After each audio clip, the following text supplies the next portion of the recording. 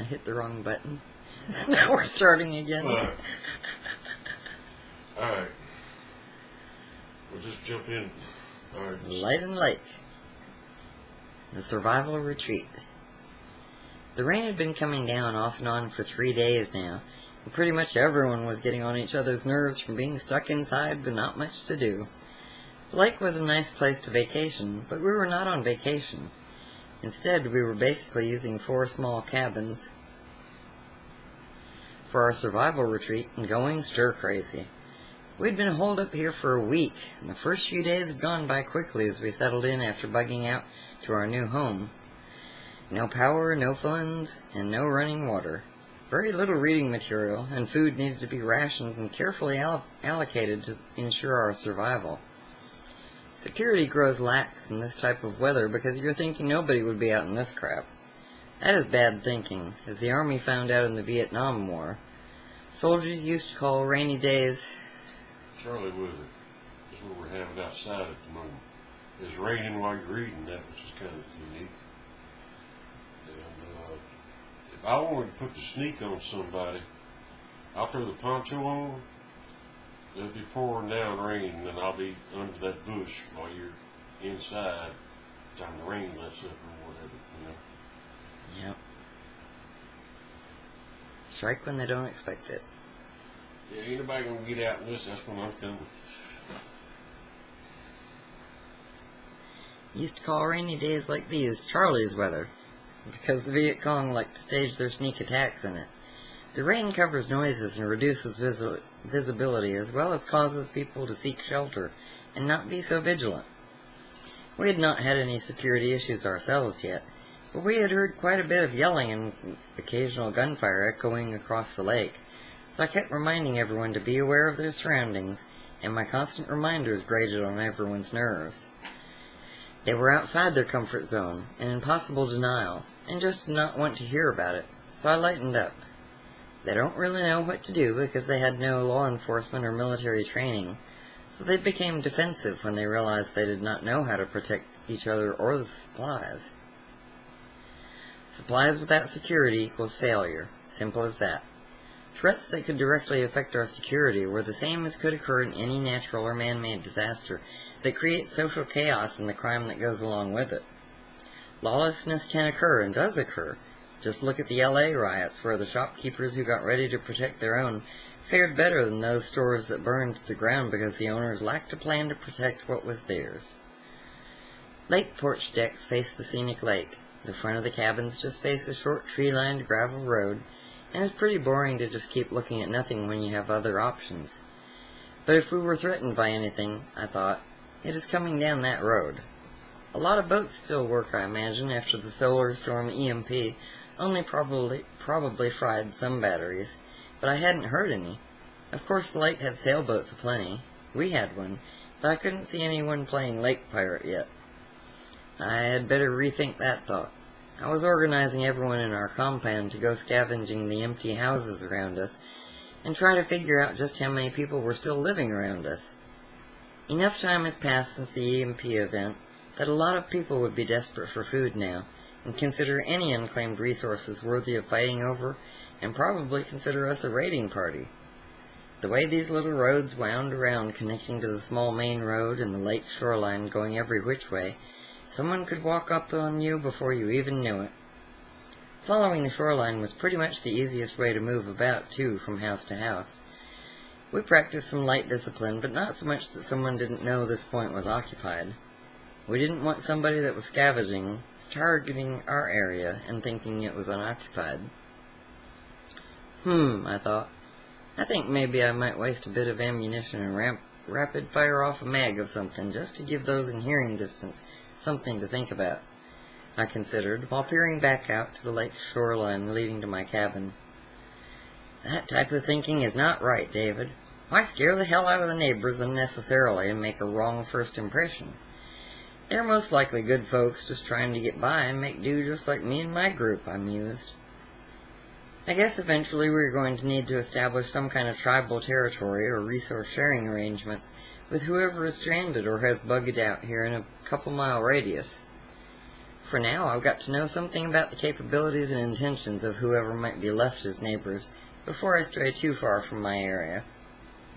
I haven't heard any hunters in my general area, so I had high hopes of being able to run a good trap line and maybe put up a couple of deer stands, but not before I understood the lay of the land a bit better and did a little risk assessment. I see Jack wandering over to my place from his cottage during a break in the weather and go to open the door for him. "Hey, Jack, come on inside. I was just thinking about coming over to get you so we could make a few plans," I said, moving into my kitchen area and having a seat at the table. "I just wanted to keep a few things with you, but really I just wanted to escape Lois. She has cabin fever and has had me already arrange and rearrange everything in that cabin. I left before she found some other meaningless task to do," Jack said, looking frustrated. "Send her over to the girls' cabin. They can wear each other out a bit, bickering or comparing notes on whatever other weird tasks they decide need doing," I offered, sympathizing with him. Sherry had come by my place yesterday and psychobabbled me to death, talking about her opinion on everything from her friend's quirks and behaviors to what she thought I ought to reorganize in my place, even though I told her several times in no uncertain terms I liked things as they were in my own home, and to quit badgering me to change them. "She can go over if she wants, but I don't want to hear a word for word, she said, I said reenactment of the visit when she gets home. I swear I never understood why some women insist on doing that," he said, attempting to prowl the kitchen for any tidbit of food that wasn't carefully put away or nailed down, expecting such a move on his part. "There are some peanut butter crackers in that drawer on your left, Jack, but you owe me for them," I offered my ravenous chowhound buddy. "Okay, I will replace them with something next foraging trip." I got to go see my buddy George. Poor George, he's failing fast. You lose your friends as you get older and all that. Yeah, that's when it really sinks in. You're becoming the elders. Yep. "Okay, I will replace them with something next foraging trip," said Jack, realizing such items were now very precious indeed, and having free access to graze my goods or show up exactly at dinner time was something that could become no longer welcome. "I'm a little bit surprised you haven't forayed out by yourself or attempted to drag me along house hunting whenever the rains let up for an hour or two," Jack said, consuming the little orange crackers in about 6 bites. "I considered it.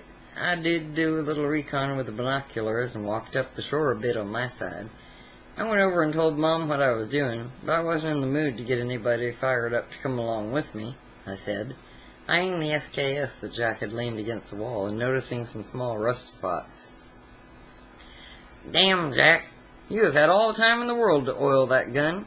I told you how important it was to check the weapons daily, especially in this damp kind of an environment," I said disgustedly, and went to get some gun oil to do it myself. "That's one thing I wanted to ask you about. I don't have any gun oil. Is it all right to wipe them down with 3-in-1 oil?" he asked, reaching for the rag and oil and wanting to wipe it off himself so I wouldn't have anything extra to fuss about. "Yes, it works fine. That break-free lubricant I got will protect it a lot better, though. But we got to use it sparingly. I forgot to get some more before the shit hit the fan, and don't have a lot left. I think I'll save it for internal parts and maybe the insides of the barrels," I said, sighing about how hard it was going to be to replace things these days. "I didn't know you had 3-in-1 oil, and had taken the dipstick out of the tractor the other day to dribble a little oil on my front door hinges, so I didn't screech like a banshee every time I opened it the other day." "You see any other signs of life when you did your recon?" Jack said, while rubbing away a particularly tough rust spot.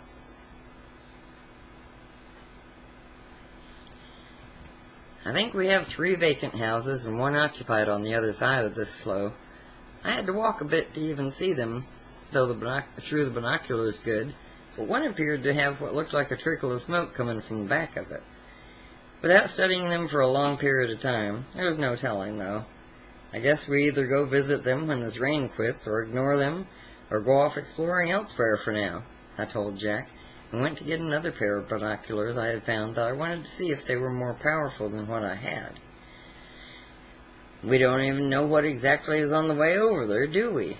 You ever drive by that way before when you used to come up here? Jack asked, finishing his task and leaning the rifle back against the wall. It's been so long ago I can't quite remember. I know there is another one of these little gravel roads coming off a dirt road to access it, and it opens to a bigger side of the lake on the opposite side of that point. But other than that, I don't know, I said, proceeding to try to estimate the power of the binoculars Bernie had left, but were not marked for magnification. Dang, these things are double what mine are. Cool. The other side of the lake is even more visible now. And who are you folks, I wonder? Looking at a middle-aged man and a woman sitting under their deck and scanning around. It appears you got 2 kids, as I pan the binoculars to the dock and boathouse, noticing the 2 fishing separately. I drop the binoculars from my eyes and try to figure out the distance walking the shoreline versus sailing across the lake. I'm guessing about 5 miles, but it's hard as hell to estimate from this vantage point, because I don't know how far that little slough goes back on my left from the farthest house from Donnie's that I could see. This is slough, sweetie. Slough? Yeah, that's what we have down here in the south. You get the lake and it's got like a back ditch off of it, and we call that a slough. Yeah, I just grew up with bios. Yeah, it's a slough. There's all kinds of stuff happening in the slough. There's a lot of fish, a lot of snakes. Yeah. Maybe that's where the alligator hides if there's one in there. Sloughs are a mysterious, dark place to go investigate. Yeah.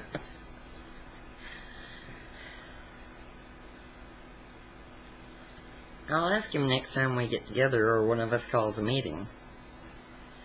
Donnie and his wife were okay and useful to have around in some ways, but Donnie was from the era that money was king and just did not understand he could not get what he wanted by offering payment in the terms of old values. He is still pissed at me that I wouldn't take cash, jewelry, or anything else for a long arm. He offered me gold and diamonds for that SKS Jack totes round because it's scoped and has advantages over the AK for hunting and target viewing, even if it only has 4 times scope. I'm not telling Jack I got a scope for that AK also until I think it's okay to sight it in and do some live fire testing of it. I bought that old POSP scope a while back just as a cheaper, cool looking add-on I might want someday, and I was going to get around to trying it at the range, but never had the chance to sight it in. It was probably factory sighted in okay, but who knows offhand at what range the crazy Russian army decided was proper. I would guess 100 meters, but I wanted to study the manual on it before trying to explain to someone certain things about it might be totally different than what I was used to. I should have rewrote that one because the damn original manual's in Russian. Oh. You do get English ones upon occasion, you know, you buy it from Century Urn or something like that. A lot of times the translations are a bit Well, I sketchy. look at the pictures of the old ones, if there's one still around, I can kind of figure it out a little bit, you know. Yep. Sorry. I would guess 100 meters, but I wanted to study the manual on it before trying to explain to someone certain things about it might be totally different than what I was used to. The POSP series is world famous for its quality and is current military issue for the Red Army. It is built battlefield tough from magnesium alloy and has fully multi-coated optics. I paid about $200 for it, and an illuminated 4x24 rifle scope with 400-meter rangefinder for the price couldn't be beat. The illuminated reticule scopes allowed you to determine kill distance, as well as to track and observe game in the field. The iron sights Jack was using were good enough to aim with, but hell, we were both doing the aging, failing eyesight thing now, and at dusk that lighted sight would make all the difference in the world to a hit or miss when it counted. You know, maybe that's not why I sell so many books sometimes when I come back, because I don't want to do it from the old man theory. But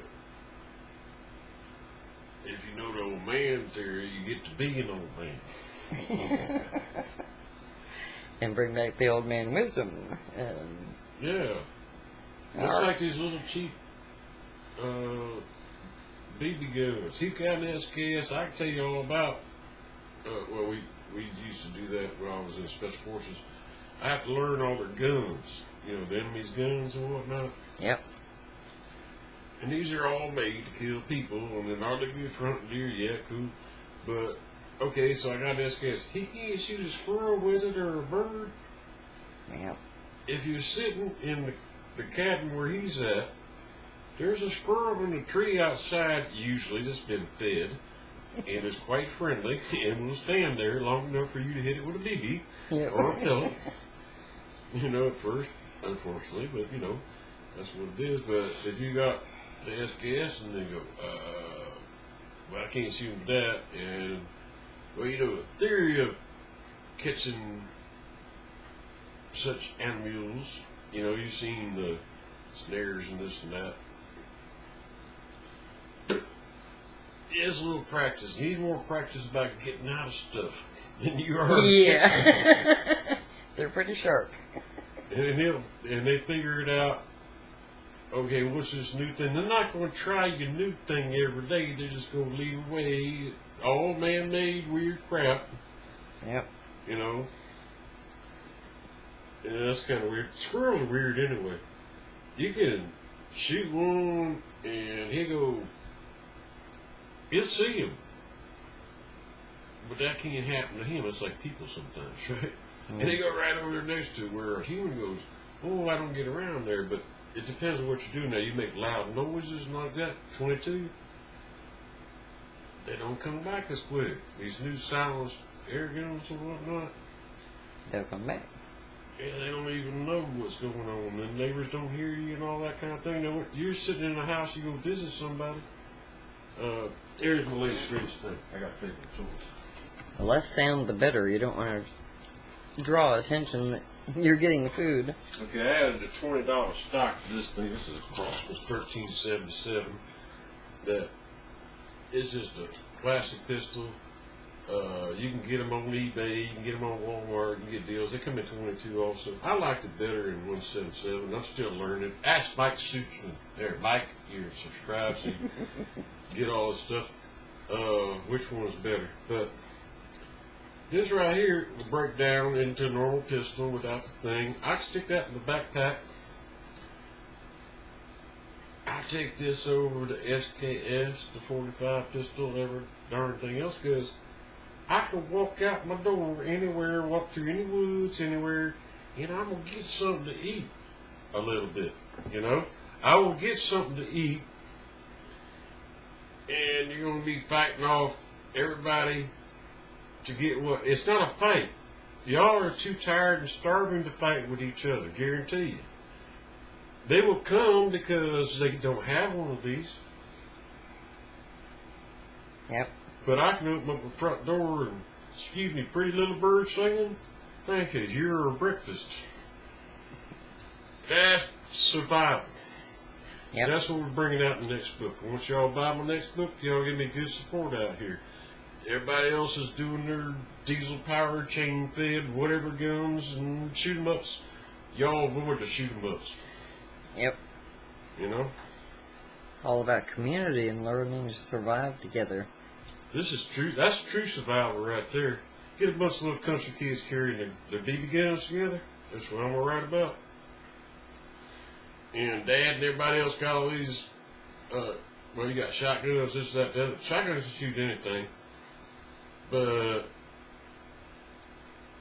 staying at home or going in the city or a park or whatever, you need one of these little gizwiz. There's a good thing on, I think it's YouTube, or he also wrote a story about this guy got homeless and he had $100 and he was like, he got $40 worth of food and then he went and bought him a Crosman repeater, Kids gun, which said $40. I think fed him every day for a year. Yep. And he was living, next to the city and then on public lands and all that kind of thing. And never had to go buy no 22 ammo, no nothing, Yeah. Much better, and you have more food. Yeah, so more meat left. Yeah, it's like when everybody reads my books, y'all progress to where I progressed to, or I'm getting around to telling you about it, something like that. So now we're here.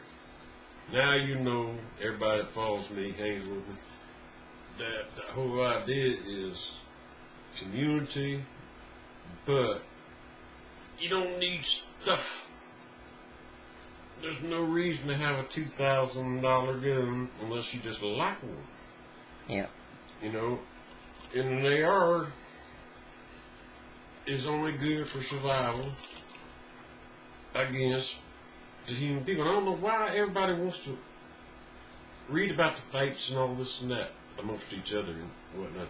I guess I should write about that a little bit, but I don't like that. I try to tell everybody how you don't have to do that. Yeah. And It's about survival, not killing everyone else. yeah, but see, y'all ain't gonna survive using damn guns because you can't get a little bird or a squirrel because you got them big old guns that fight with each other. So Yep. everybody gonna fight with over all the canned food. Canned food's gonna be gone. I'm gonna have my little thing, and the woods ain't gonna be depleted no matter what happens of something. Yep. I can walk around all day with this, and I will see something to eat, and I can shoot enough. Well, you can shoot enough with them because the ammo's cheap. You can practice, you get good. Yeah. Get out there, and we're gonna. Me and Pat gonna learn how to bust aspirins with this thing. Saw a kid doing it. I gotta do it now. Yep. Well, I'm babbling too much. Go back to the story. Okay. Jack, I got something to show you, but you cannot use it until we are confident about its capability to put steel on target. I got up and went to where I had the sight stashed at, and knowing he thought I had a bazooka or something I had not told him about. That's all funny. Whatever I've talked about comes up with a book. That's a Yep. long time ago, too. That's been 10 years ago. And knowing he thought I had a bazooka or something I had not told him about, and not wanting to disappoint him, I hollered back it was only a gun scope for the AK.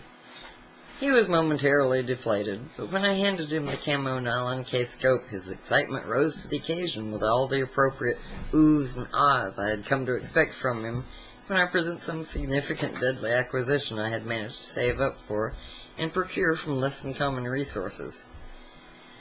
"How many batteries does this dang thing take, and how long do they last?" were the first words out of his mouth, he asked upon opening the Velcro-coated sealed pouch and seeing 30 Maxwell brand watch-looking batteries encapsulated in plastic on a card. "Just 2 batteries. They last on the high setting for about 50 hours. I've forgotten. I researched the hell out of the runtime a while back, but I just don't remember anymore. That really does not matter, though, unless you're leaving the scope powered up and on for some odd reason, because you got regular black crosshairs for daylight. Unless you just feel the need for additional lighting because of shadows in the woods." I don't remember what these things are for. And it's sitting over there. Right? Okay. Right. I just thought about that while I was wondering. I went, oh, yeah. Yeah. Just remember to be sure to check that the switch is in the off position, and leave that front lens cap on until you want to look at something, so you do not inadvertently scratch the lens going through the brush. The way it's mounted, you can still use the iron sights, so don't worry about being able to aim it normally or in a hurry, I told him, and went to get my AR for comparison. "This thing feels heavy for such a low-power scope. Will it screw up my aim?" Jack said, eyeing the scope, which appeared to be built like a Russian tank. "No, actually, it will help you to bullseye. It's got a bullet drop compensator built into it, so you don't have to adjust or remember complex math tables or anything. The scope does it automatically for you." "Ha! To be so old but so perfect sounds like me, hee I told him, grinning, and presenting my same aeroscope but of American design and 1/4 of the size.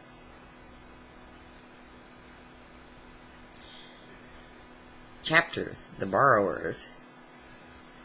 I gathered my foraging parties together and explained to them how I thought we ought to go about our tasks. Sherry and I were a team, Sandra and Betsy were a team, and Donnie had borrowed Jack to scavenge on his side of the lake. First thing we do is find out if anyone is at home. We will travel the shoreline contour, and you can be as noisy as you want. Call out to the houses before setting a foot on their yard. We'll check a row of houses for occupants first, and if we don't find anybody at home, we circle back, and I will gain entry into the first 2 houses, and we divide and explore. Look for any signs that someone was recently there. If it looks like someone recently had a meal or something, back out then and come get me or I will you. People might just be out fishing or doing the same thing we are, and we're not smart enough to put out the "this house is occupied" signs like we did.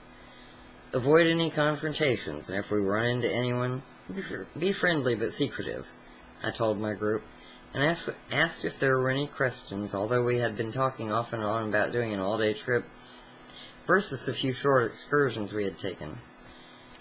Everyone had empty backpacks, and we could get pillowcases out of the cottages if need be to haul any extra goods. My group was anxious to be off, and I reminded them to be respectful of the places we were invading, and not trash it looking for things. Today's trip was only about finding any food, and gathering sundries like toilet paper, soap, shampoo, etc. I handed Betsy the extra pair of binoculars, and reminded her to look around at any other cabins, etc., that might be occupied and watching us, and to sing out if she saw anyone. We set off from in back of my cabin and followed the shoreline up past many empty lots, until we arrived at the first house. I yelled up to the house, went around the front of the house, and watched Betsy and Sandra do the same to the next building. Knocks on the door went unanswered, and peering in the windows offered no results. We leapfrogged down the next few houses and had the same results. But when I got to looking around the front of the last house, I noticed a 5th cottage back around the point from it. There was a car there.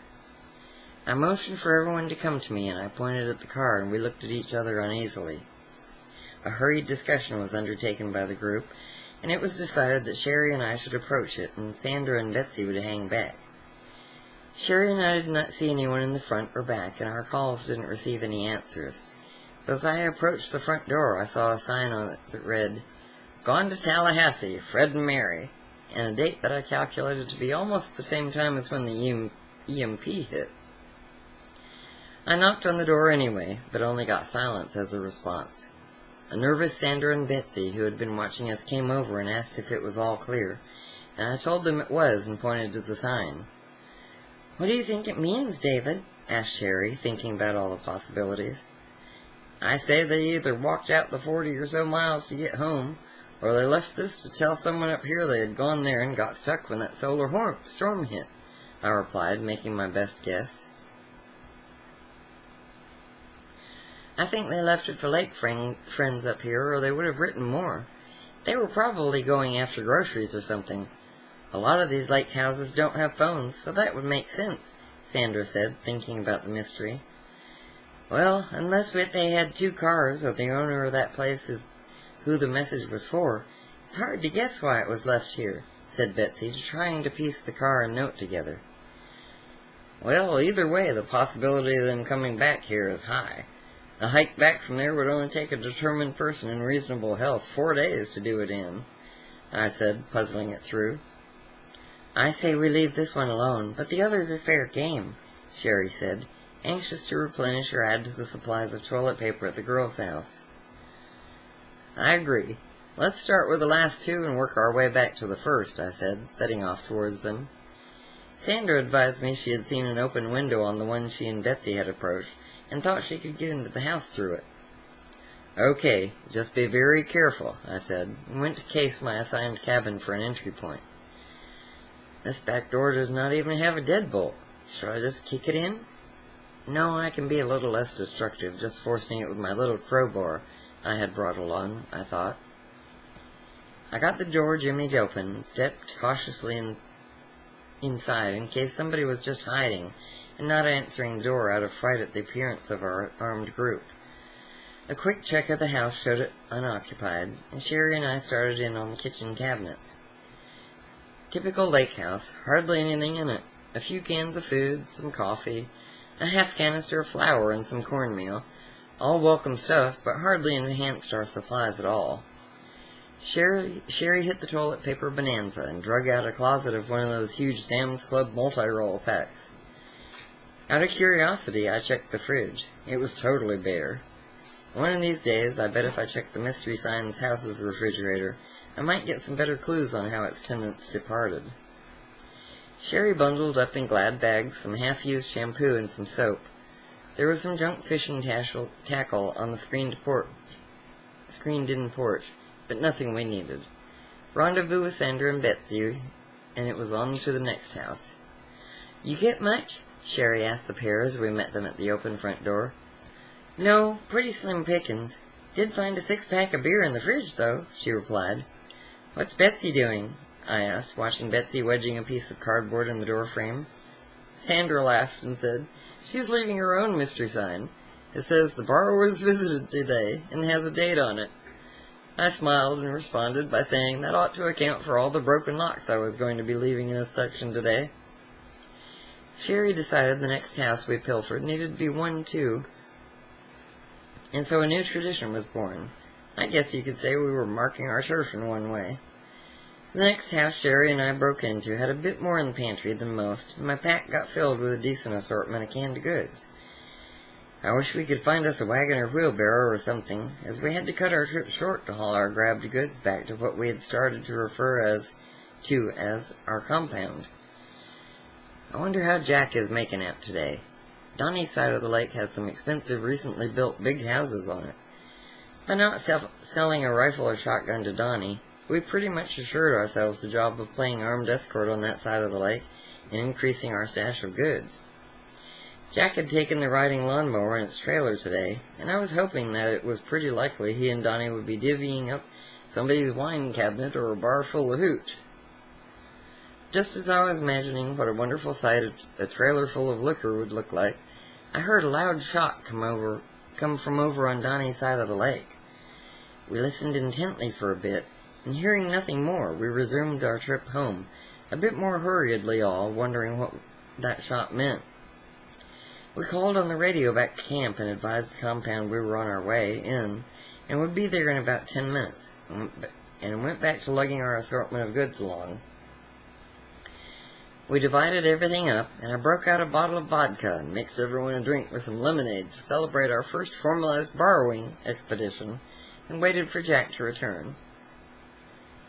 "Are we doing the communal kitchen thing tonight, or is each house on its own?" Sherry asked the group, looking around. "The wood is mostly all wet for campfire and Dutch oven cooking, but I have plenty of dry put up for the rocket stoves.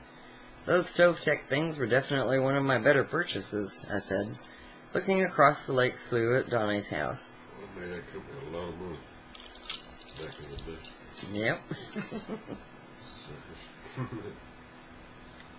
Buy a U.S. stove. "Why don't we wait until Jack comes back to decide? He might have something interesting," Lois said, scanning the shore to see if she saw some sign of him. "That sounds good. I tell you, in this heat it's hard to get an appetite for anything," Mom said, fanning herself with an old Life magazine she had found somewhere in Bernie's house. "I need to build us a proper outdoor kitchen if I can scrounge up some lumber one of these days, but that job needs to wait until we knock out putting in a garden. I dread the thought of trying to get it to produce anything at the peak of summer with this drought and heat wave we were in," I said, surveying the backyards that needed to be turned from lawns to something more productive. We need to do that to the back deck back there. Just put an angled roof on the front end of the deck. And that where we can stand next to where my fire ring goes. You know. Which now we're shooting over there to become part of our damn air gun range. Yep. In between the asparagus and the garden. Yeah, it wouldn't take much to do that. Yeah. Just thought about that. Y'all think about this. If it rains and you're cooking outside, you don't really want to sit around waiting for the rain to quit to eat. Yep. Or keep your wood dry. You know, there's little stuff that we can do every day to kind of make it a little easier, you know. Just get in the zone. Everyone before air conditioning had the outdoor cook area. Yeah, well, usually, for safety reasons, you had like the big plantations, whatever. You always had an outdoor kitchen. Yep. You know, but it was a shed or a cabin or something. You know, it was away from the main house. Yep. You know, Safety. Well, you don't want to put heat inside the house in the summertime. Big thing in the south, you know. But it's like Reggie said, go if you're camping, you got a tent, you got a campfire. It's raining. Now, the fine art of having a cover over your heat source takes a little figuring out. Yep. How you going to do? Or what are you going to do? Now, with the rocket stoves that I introduced back before they even thought of these things, now everybody got stuff. It's so weird. It's like technology, you know, like span of 7 years. Nobody knew what one of these things was. I introduced it, and now they're doing. I don't know. I don't read anybody else's books. I don't know what they're talking about. They're being used around the world now. No, but I tell y'all, get this, because I plan on being old. I'd rather go out here, wander around, pick up little twigs and sticks. It don't take me long, and I can have my fire, do my thing, and I don't have to have this big old campfire, and that's the way you do. Yep, not as big a footprint, not as much smoke. You know, if my legs are crippled, if I could still crawl out the front door and find me twigs and sticks and get to my damn fire and Yep. do stuff, you know? So that's why I'm ratting old, but I don't think the readers want that. I don't fart, so far outlive you. I just sit in one place. You know, I try to figure out how not to work. Or how to make it easier. Like them expensive guns, like Mike, you know, I'm sending them this beautiful German-made Diana 34 rifle. That thing was hard to crank when I first got it. German precision, the other parts are tight, right? And then I had one of the mobile boys break it in from the Brent, you know, and I still don't like the thing weighs about 8 pounds. Yeah. That little booger weight that I play with weigh 2 pounds. This little thing is a pound and a half or something, you know. Makes a big difference. And it's easy, you know. Yeah.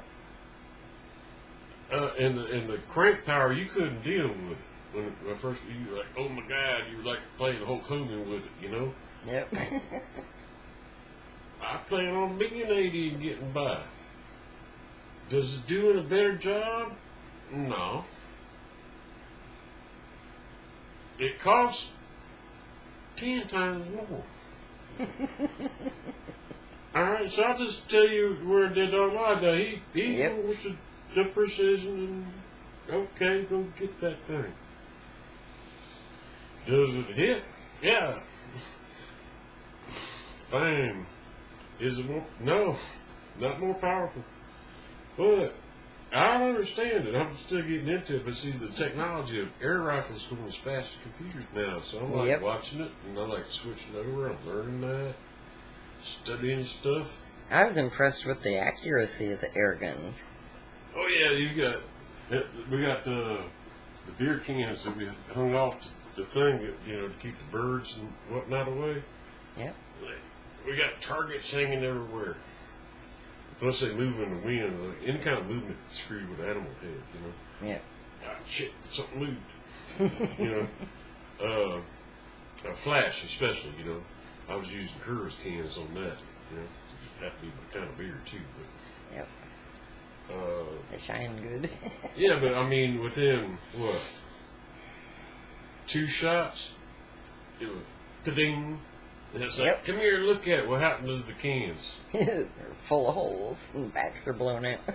Yeah, and then we started watching the YouTube videos, and it goes through like 6 cans full of water and all that. And like, this is a kid's. Nobody had a kid's toy. You know?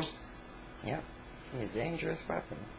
Then I showed you the one with that's 400-pound hog was point blank, but went straight through the skull.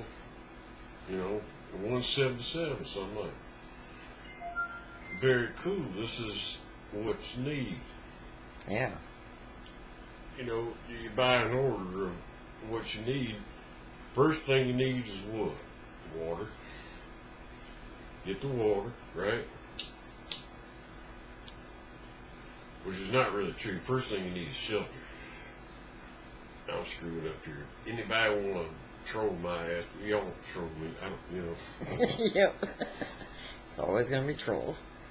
Anyway, I mean, you can die off without shelter before any damn thing else, Yeah. But, food. I'm going to Florida. I ain't got a pantry. Bug out bag. Got 3 days, And I want to write about that too. Everybody got these damn bug out bags. I'm on a bitch about bug out bags. Y'all know that. Because it costs a damn much. And I'm starting to analyze what we do when we get into the prepper community thing. We sit there and go, I could think of all these neat things that nobody ever thought of to put in a bug out bag. That's why we do it. Yep. And we spend way too much money. Or get way too much in our bug out bag. And it weighs like hell, right? Yep. Now, everybody, think about the bug out bags. Do you have one of these son of bitches?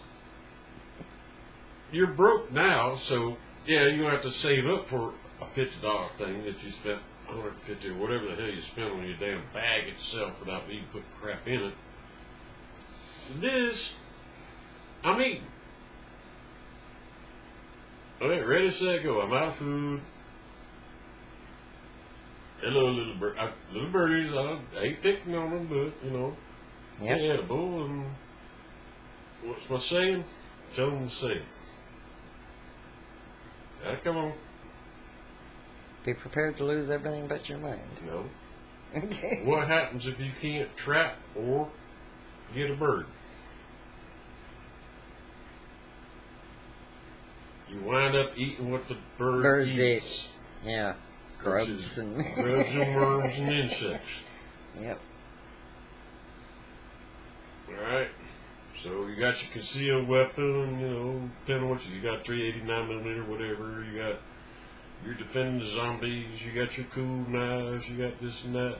Okay, ready, set, go. Let's eat something. I can open up my door. I don't even have to go out of my house. Yep. Except to pick it up. And I should see a bird. Can you all tell me, well, that's places in New York or something, that you can't see a damn bird? Yeah. This is the best thing I can give you all.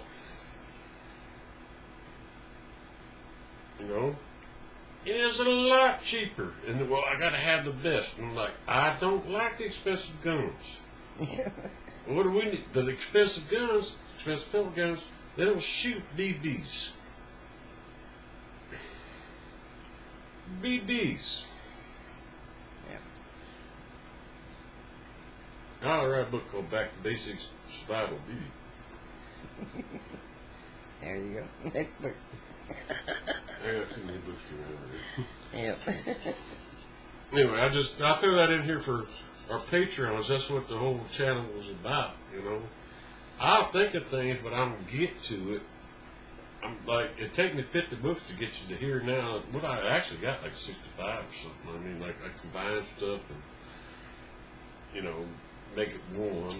So it'll tend to, But there's so much stuff he comes up with that doesn't make it into the books. It's really good stuff.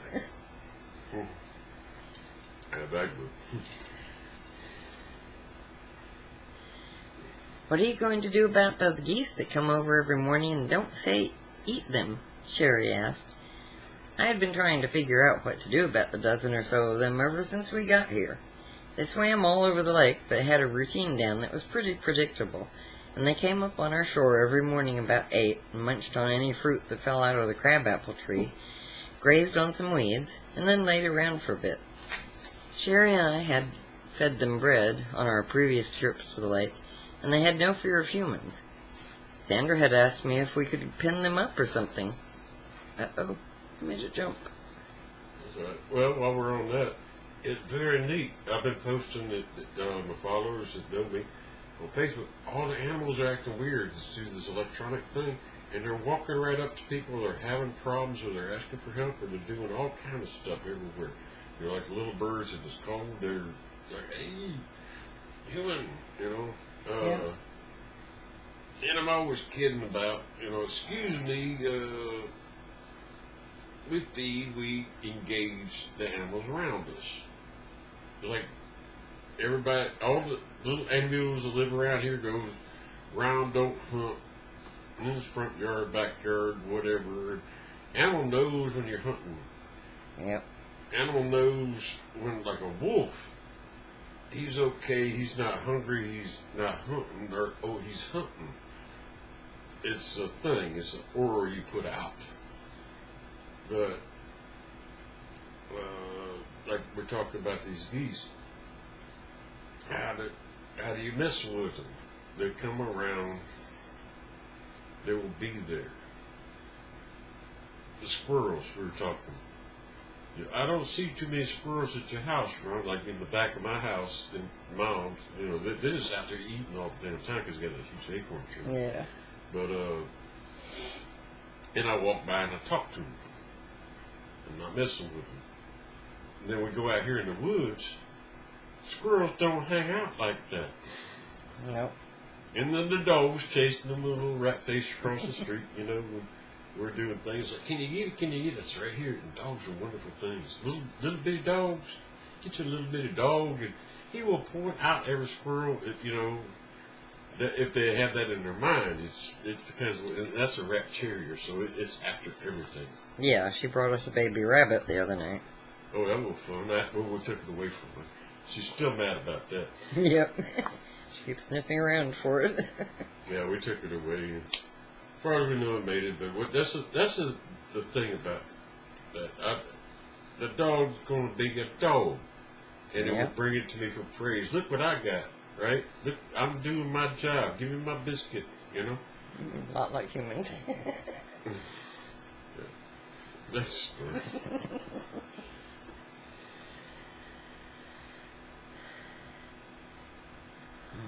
Where am I? Okay. Oh yeah, you're supposed to be. Sandra had asked me if we could pen them up or something and get eggs, and I told her there was no way I was fighting with a big mad goose over an egg, and besides I didn't really have the grain to spare to feed them. I'd consider shooting one so they would avoid the place, but everyone enjoyed watching them so much I just put off what was probably inevitable. I haven't come up with a solution to them yet. At the moment, I just keep count of them to see if anybody around this inlet starts hunting them. I wonder if their numbers increase when the migrations fly over in the fall.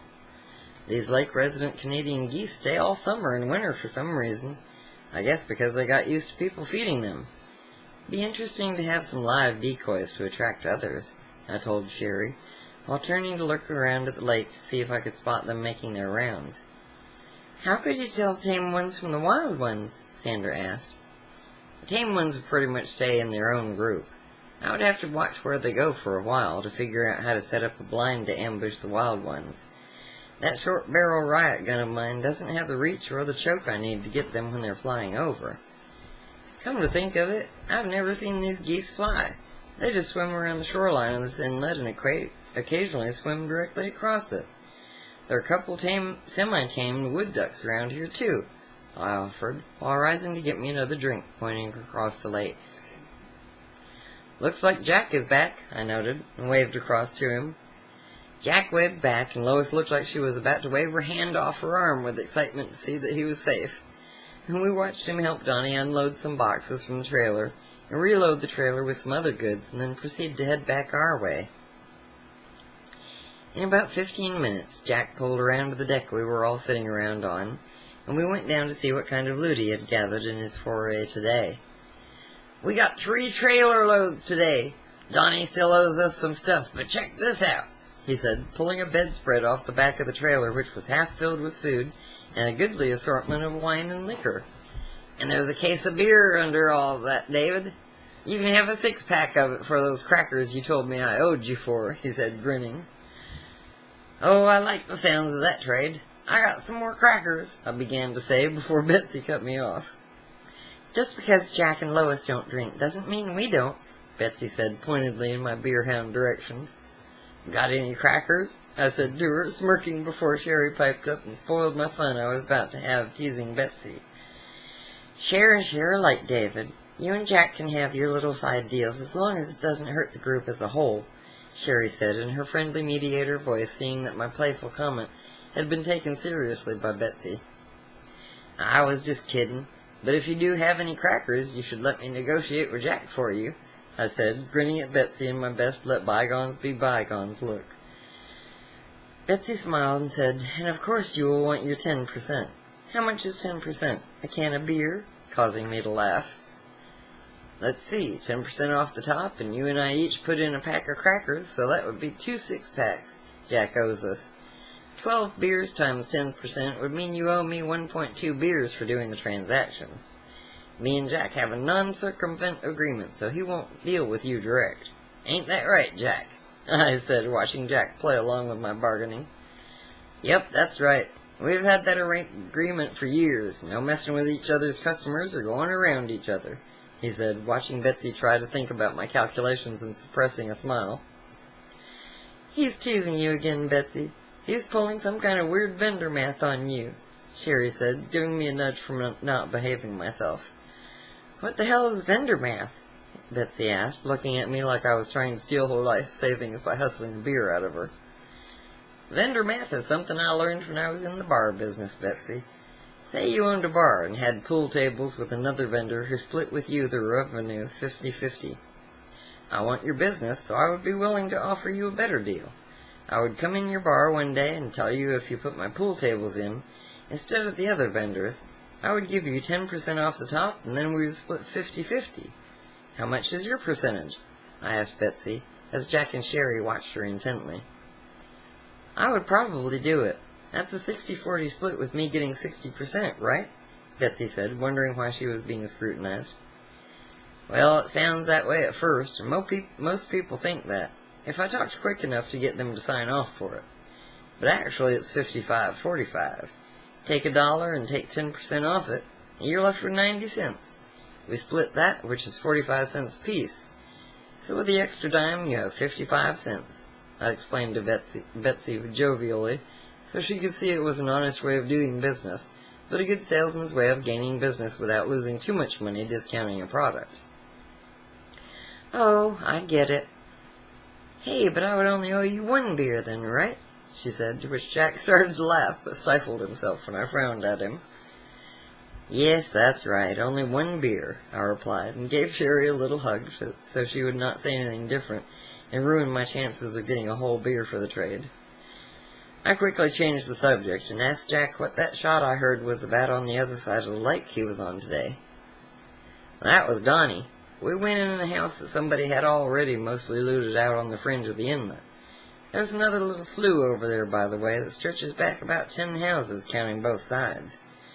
Anyway, it looked like somebody had had a teenage party in there, and there were empty beer cans, and the place looked trash for no reason, like juveniles sometimes are apt to do. And Donnie was walking out the back door to check out the tool shed to see if there were any weed eaters or other things of interest in it, when he startled a big dog eating a discarded bag of Oreos. The dog looked up and growled at him, and Donnie freaked and pulled his pistol and shot at it. Donnie claims he was only trying to scare it, but I think he missed it from 50 feet, and just won't let on how bad a shot he is or how scared that big mutt made him, Jack said, semi-giggling. What were you doing besides watching, Jack? I said, either going to have some fun with him or tighten up his response tactics if need be. Well, the dog surprised me too, and that growl sounded like a werewolf, but I had Donnie covered. If that dog had have even acted like he was fixing to make a go for us, I would have dropped him. When that round Donnie fired hit about 8 feet from that beast, that dog's back legs tried to outdistance his front legs, and it hauled ass out of there, with its tail between its legs trying to catch up, Jack said, telling the story with some hilarious hand gestures. When we got done laughing and joking about Jack's encounter, the conversation took on a more serious note. You see anyone or have a feel for how many teenagers probably partied in that house, Jack? I said, searching for some answers as to who might be moving in our direction. I did not do the CSI TV show investigation on the place, but the mud next to the shoreline said if they were kids, they're pretty good-sized ones. And no, I don't know all those tracker questions forming in your mind, David. I just noticed they had on tennis shoes and big feet, Jack said, looking around like he was sniffing the wind to see where supper might be cooking at. Sherry picked up on the old hamburger's look and told him we waited until he got back to decide about dinner. Yeah, that's not going to translate well in the future. Remember the hamburger of McDonald's? The hamburger Hamburglar. Yep. of McDonald's? Yep. Be Jack. Jack the Hamburglar. Yeah, well, people reading the future go, what's he talking about? Instead of picturing that in your mind here, I kind of like write for my generation or something, Yeah, and so many of the new ones don't know any of that stuff. Yeah. Well, he's a joke, because you don't know the word or something, or the concept. Yep. Yeah, at the end of this thing, I want to talk about a little bit, I was thinking that we offer this chapter free, even though everybody paid, to see if there's any response from people on the Patreon. I mean, I put it on Facebook. Here's reading one so we can evaluate better, or no? What do you think? I hate to ruin our invested friends and readers and subscribers. Yeah, it doesn't seem fair to them. Yeah, it doesn't, but if they have more people come, they support me, so they wouldn't care, I would think, that I did that, maybe. I don't know, maybe I'm wrong, I don't know, we're discussing it, we haven't brought it up. Well, I was thinking, as we went through this, I get into the story, and I get excited about it, we gotta share this, and all that kind of thing, and I was like, alright, instead of just giving up, I'll put it out here free here, and, see if we pick up anybody or no. I don't know. Or if everybody could give us some feedback on what they want. Yeah, I need the feedback, but that's the only way I know how to get feedback. And we already told them last time that, we think about shutting down, so. Yeah. And they supported us. I love them. Love you. Hey, y'all bought me pellets, by the way, this month. You bought me pellets off my little Patreon feed. I got my $24.90. Split with Pat. Yeah, it was pretty cool. I could build the thing. I just don't know. I'm thinking about it. And I'm saying, should we offer it for free? And we're discussing in front of y'all. Yeah. This is a totally off the cuff discussion. Should we? Or we're spoiling the story because I'm stopping you doing it too. But I said when you get to the end of the chapter, we'll discuss it some more. Okay. Alright, because I got it on the brain. Yeah. It's a great thing. I hate to see it go out,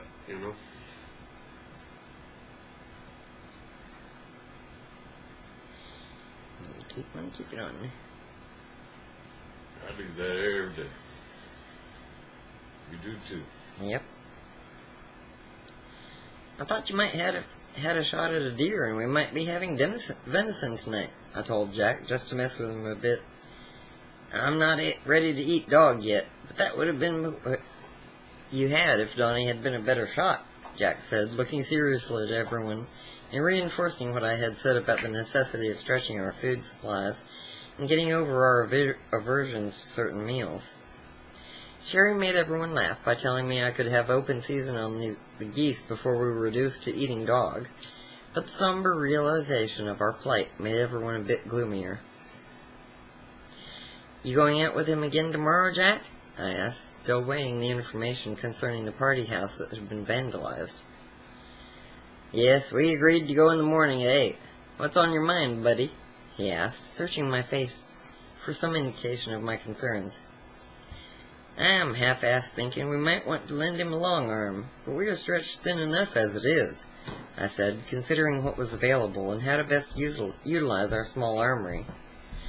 Why don't we take stock and figure out if we have any flexibility? Sherry offered, to address our concerns, and began ticking off parts of my arsenal. I lent my Mossberg Maverick 12-gauge to Sandra. I am content for now with that old single-action full-choke turkey gun 20-gauge. It's pretty light to tote around and gives me distance advantage as well as being able to shoot it one-handed. And my Kel-Tec 380 is always with me in a pocket. And I normally strap on my Ruger 22 target pistol for snakes and stuff.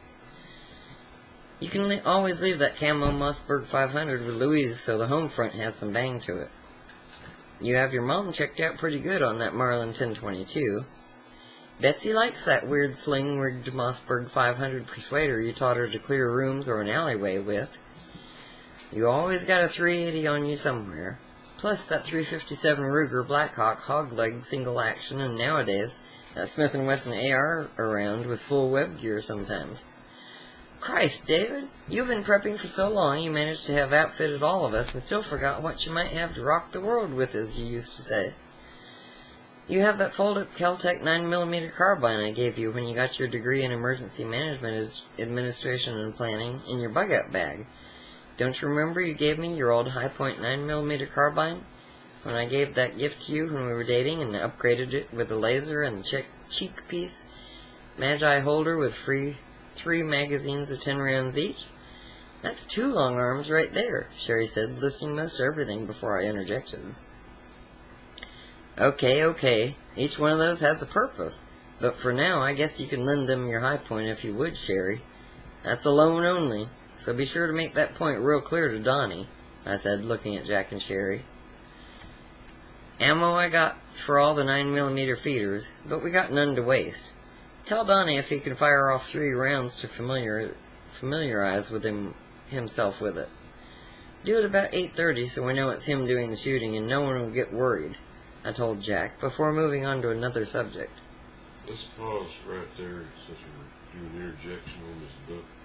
And the reason that people should want to maybe subscribe to us and point out, like, I'm thinking this, that 3 rounds, just to familiarize the guy with, because you got a box of 50 rounds or something like that. Like, boom, boom, aimed at the target. Did you hit the target? You didn't hit the target. It ain't sighted in for me, ain't nothing. You have confidence or no confidence in the weapon. There's not enough rounds to start learning how to shoot when shit hits the fan. That's why we ought to have pellet rifles, etc. And have, I know I got this, you can stock all the ammunition in the world, but then when you start popping them caps, trying to figure out, you're missing shots at a deer or whatever, it's raining again. Yep. I see your eyes. I don't know if y'all can see. I know I'm mushy. I'm sweet.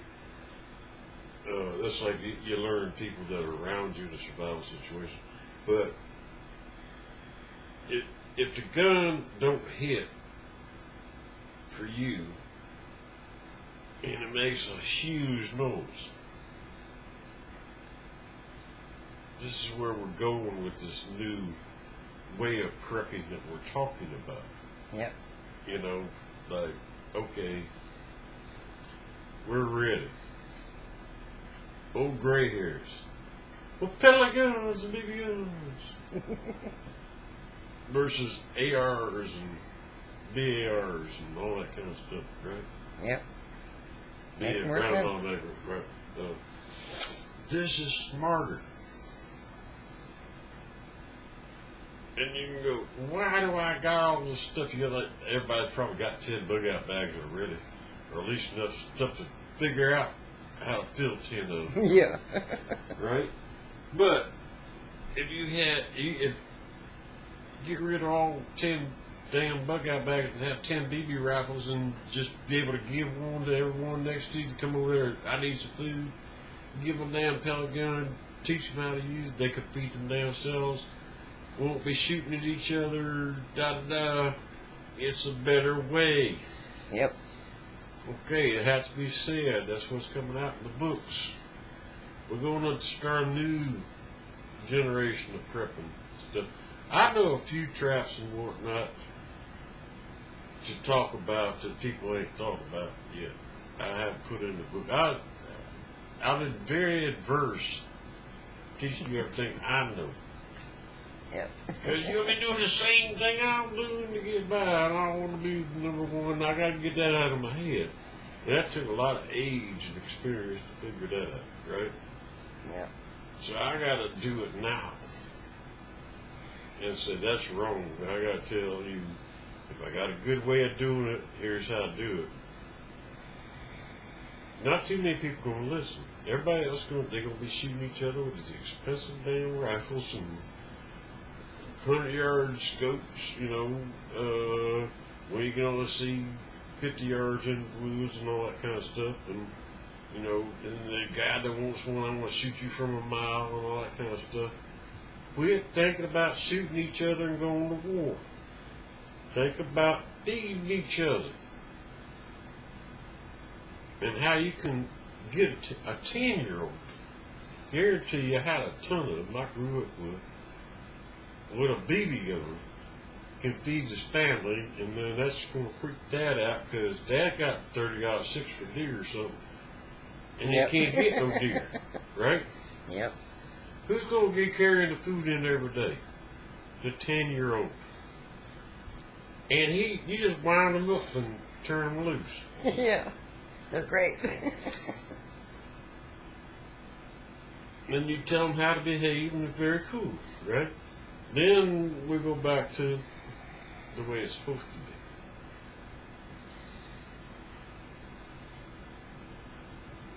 Rock and roll. Keep your eyes peeled for any lumber, as well as any firewood on your trips. If you thought 3 days of being cooped up in your own house was bad, you're really going to hate it if we all have to move into one house to conserve firewood this winter, I mentioned, and everyone groaned at that possibility.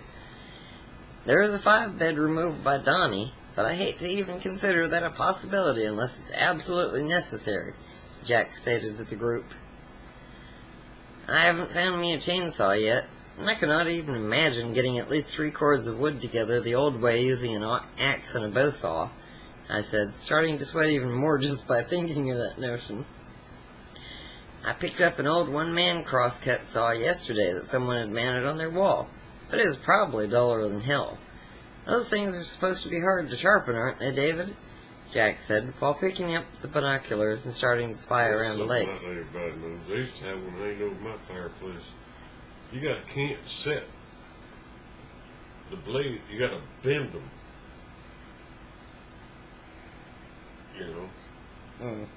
Bend the blade on the damn things. And I don't know too many people even know how to sharpen one or even know you got to bend the blades or do anything like that, Or even know what it is anymore. Yeah, or you find one. They're everywhere, Back to what we were talking about, the 10-year-old. Give me a 14-year-old that I can Boy Scout teach them how to use an axe. And the first time, remember when we went down to that Turkish thing up on Cheehaw Mountain? And I saw that the kid had a Walmart axe and he was steadily beating the hell out of the tree all day. And I was like, I had to go over there and talk to them because he was doing it wrong for one thing, but he couldn't. He was going to do it.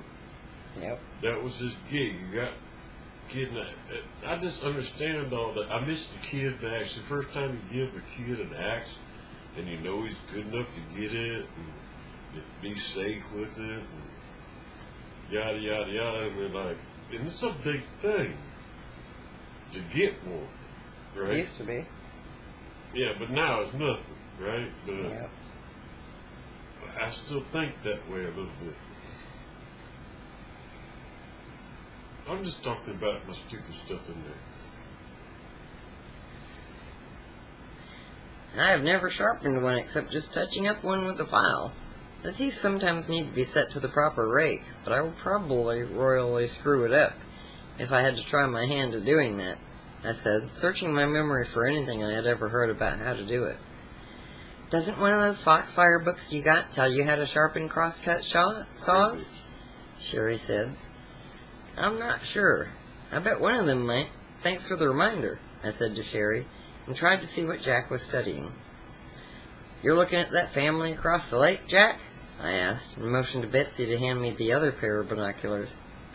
Yeah, the father has him one of those just-in-case Mossberg 500 shotguns that he is loading. I saw him pull it out of one of those bright orange tubes just a minute ago.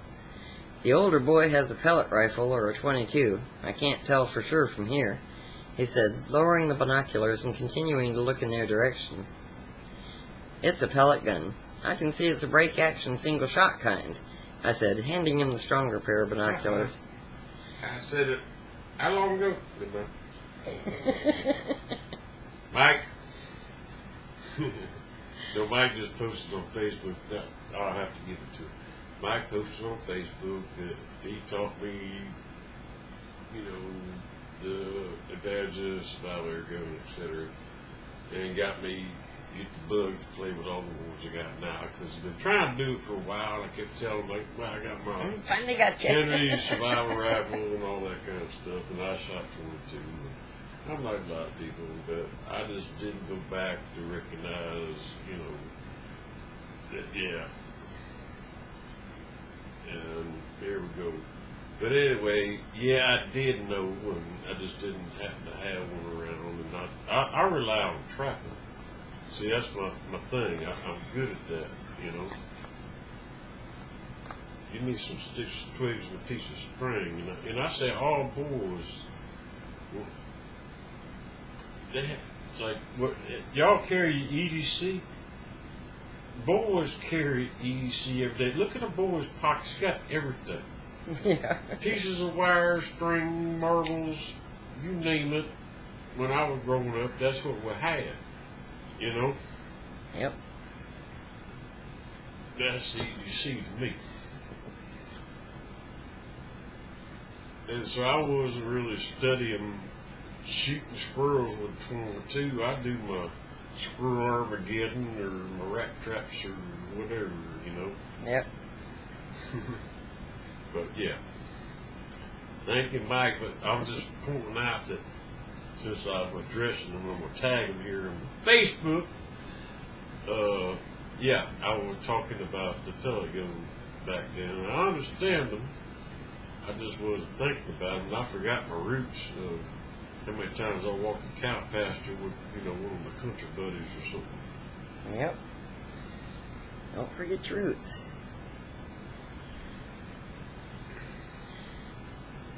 "You're right. I can see it now. I don't see Mama or the other kid, though, at the moment," he said, handing me back my binoculars.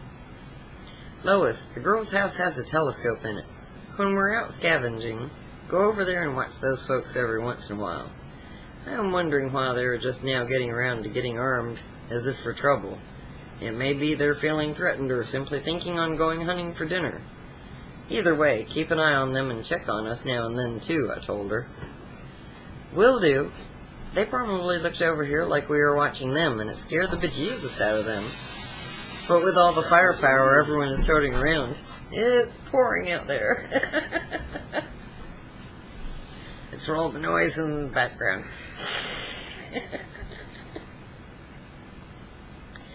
Lois said, grousing about my insistence that we maintain an armed camp.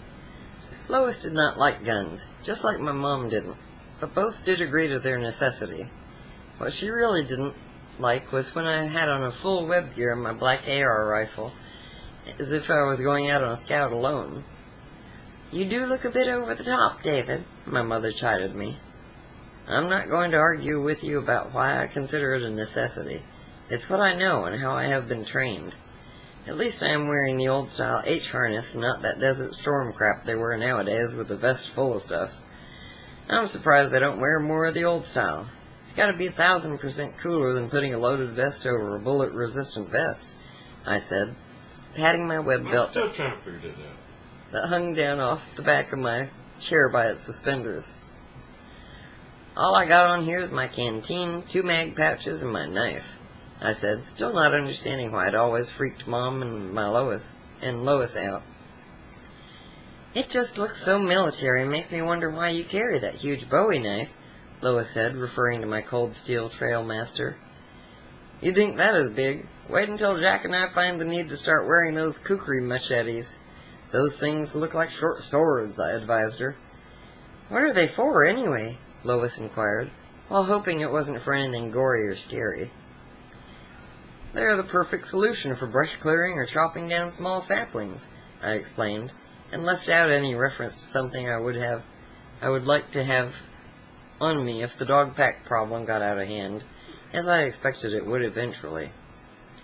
"Are we ever going to visit that family across the lake?" Sherry asked me, unsure if it was the proper thing to do or not in these times of uncertainty. I was hoping we could watch each other looking at the other through binoculars and seeing if my wave and smile was returned on a friendly basis or not, I said, hoping to gauge the personalities and welcome or unwelcome responses I might be able to interpret. "I guess that's sort of a good idea, if we could get somewhat familiar with each other before actually meeting," Sherry said, considering my plan and continuing with, "Why don't we go sailing for an hour or two tomorrow and see if you can get your plan working that way? It will also give us a chance to recon what's in our area better," Sherry said, hopeful of an activity that was less stressful and not as strenuous as today's activities. "That sounds like a great plan. Everyone notices any activity on the water. Someone can watch their reactions through the telescope when we're not bothering to watch them. Sandra and Betsy can fish for a while, and Mom or Lois can make some bread.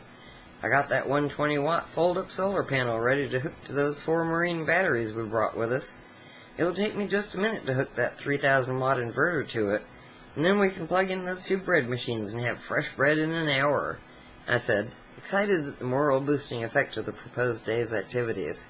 You know, frickin' marine batteries died because they got stored, but then, 5 years later, I come out with a book how to restore them using Epsom salt, which is cool.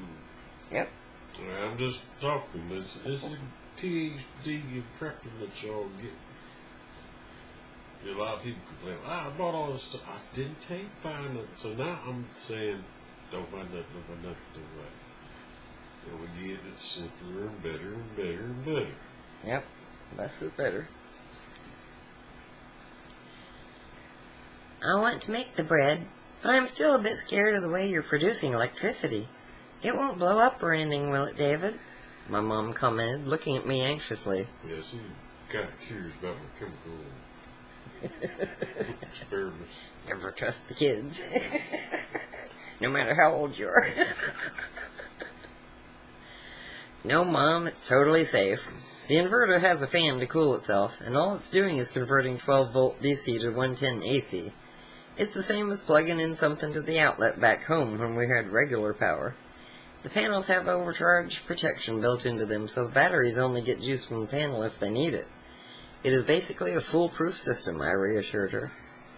"Okay, then. I will give it a try," she said, looking happy to be doing something so useful and mundane.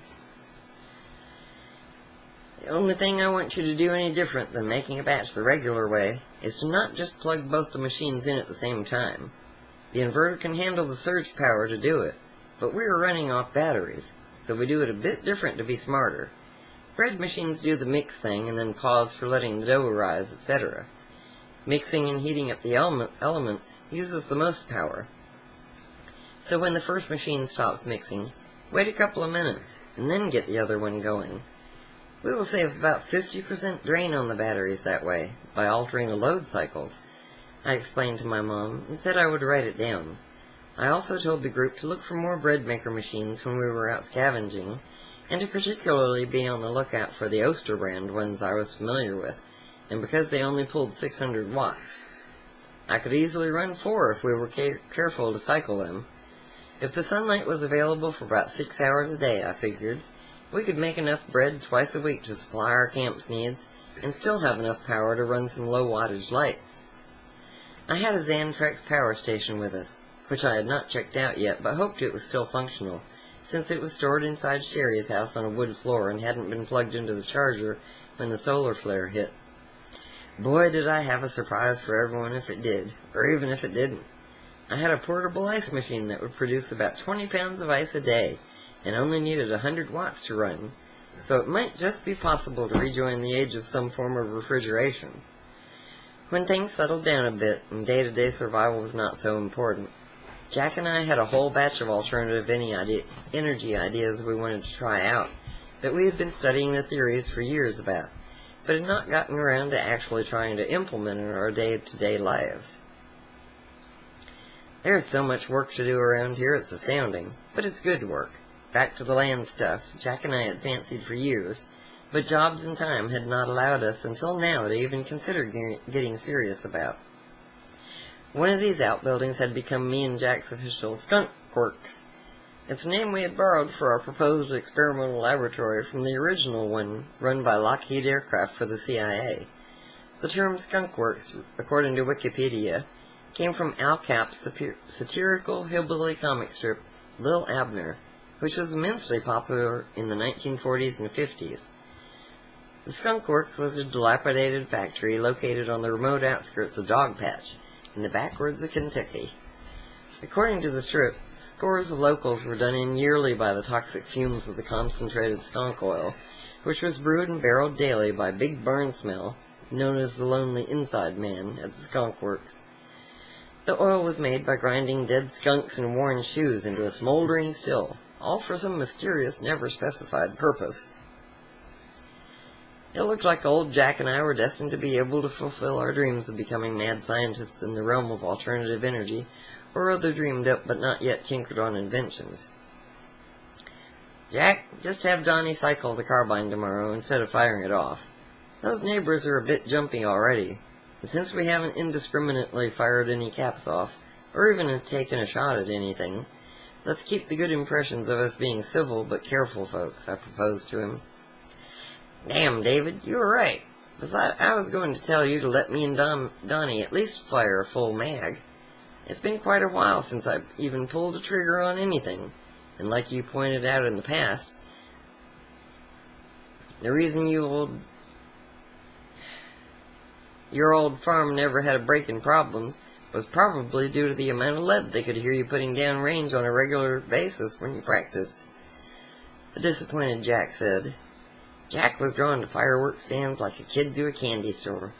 I've never seen anyone like things that go boom so much, or somebody who liked to play with fire as much as him. I offered him a consolation prize to get his mind off overriding my requests about shooting off the carbine, and asked him if he had seen any treadmills over in the rich section of town, as I referred to Donnie's side of the lake. Donnie has one, and the house that was trashed by them kids does too, he said, looking at me quizzically and trying to figure out what they were good for. They make great windmill motors by removing the engine and adding some blades for generating electricity. But I bet me and you can devise something to play Ring Up the Fish, I said, grinning, and referring to the old hand crank radios we had in the military, that if I hooked to a telephone wire that had a loop consisting of about 10 feet of insulation stripped off wire, could be used to electrocute and stun a fish long enough to scoop them up in a net. Oh, hell yeah! That shit would be allowed now. Too bad you don't have any grenades, David, he said, getting a devilish look in his eyes. Damn, you old arsonist, don't go there. Be content to play my bell, I said, chuckling at his pleasure in the notion of having some interesting Jack-oriented fun. Let me find some loose steel or lead pipe or some big monkey wrenches, too, while you're out carousing with Donnie tomorrow.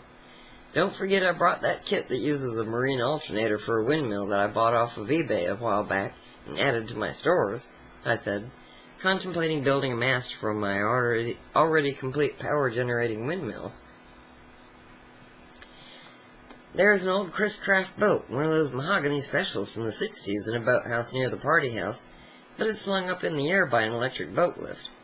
Maybe we could probably get another alternator like yours off of it, Jack offered, speculating on our power needs. The hell with that. I bet we can get that old boat running.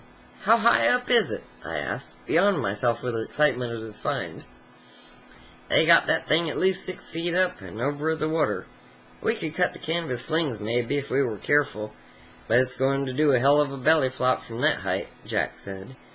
I'm sure if we put our heads together and keep our eyes peeled on our borrowing forays for pulleys, rope, and maybe a come-along, we'll figure some way to get that beauty down safely. Alright, let's pause. Probably wrap this up because we've been talking now for an hour. Yeah. I've been taking notes what to say to Dennis to fit and finish. You know, You gotta take pride with fit and finish. I take pride in my books over here. Fit and finish. I don't tell y'all anything that's wrong. Except drinking or whatever.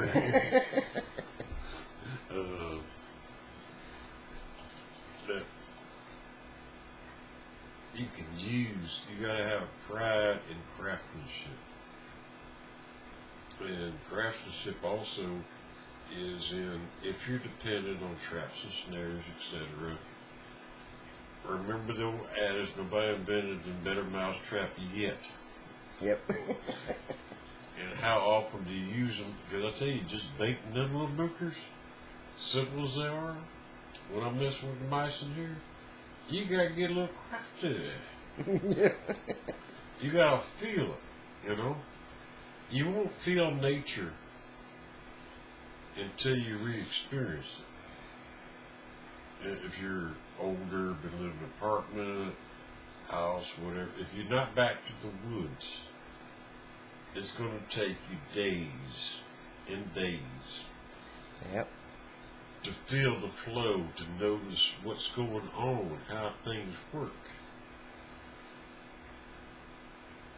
Then it's obvious. Oh, the deer walked this way, the squirrel does this. He chatters, that signal means something. The birds fly this way. Like when I do my net, when the breeze, I just got a mesh net, by the way, you need one too. What I call bird mist, or they call bird mist nets. Yep. I said $3. I know they boogie this way. All I gotta do is walk towards that, they gone. Or they flying back and forth that way anyway. Put it there, and I ain't even gotta waste a pebble. And I said, oh, small bird, you gotta get that thing in your head. The horrible thing is a bird in a net. You know, you want to help it and you want to get it out of the net. But it's supper. And then you go, okay, I'm a strong man, you can pinch a little bit and he's gone. But you don't make them freak out and struggle and hurt itself and all that kind of thing. Yeah. Be kind. Be kind.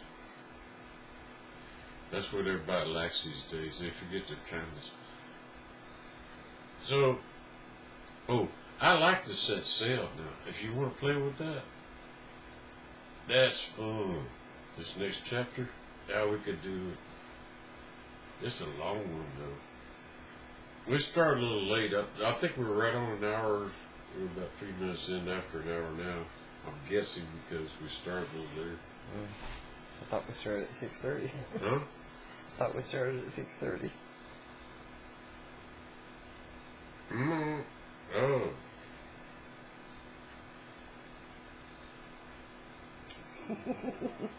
Time passes quickly.